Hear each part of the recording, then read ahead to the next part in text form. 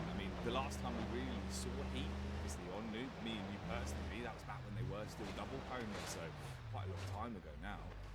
Yeah, and just looking at it, Apex has played a lot of Nuke recently, but they only have a 30% win rate, so it's one of those ones where you're like, okay, like that's not, the win rate's not great, so you can see why he felt comfortable picking it. Recently, 16-14 lost to X, and they're losing to teams they probably shouldn't lose to, like Tricked, for example, 16-12.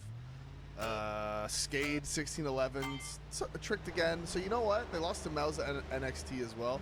I can see why he went for the Nuke pick here, but also there's part of it where if you've played Nuke so many times recently and you are losing all these close games, you're also learning so much about what you should improve on your Nuke, right? So that's sort of where it comes in also.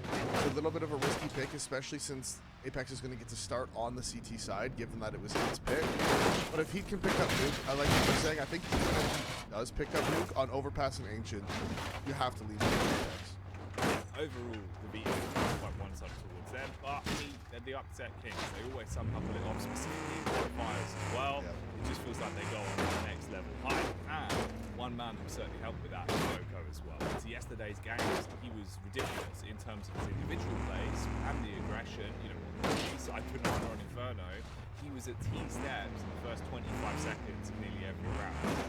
Any of those sort of shenanigans mirrored here coming into Nuke would be a bit of a spicy way to start us off. I believe we can check out our rosters for this one as well, and then we should be ready to kick off this next. Up first, of course, is the Apex lineup. They qualified from Group A way back at the start of the event, David. And one thing we saw from this Apex lineup as well is that, in that first game of the day yesterday, we saw Nox struggling a little bit to hit his shots, and it was actually costing them rounds.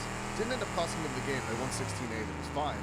But some of the rounds they did lose were from Nox just not being able to hit his shots, and so you see him waking up early on this one as we see a retake setup being played by Apex. On the CT side, this is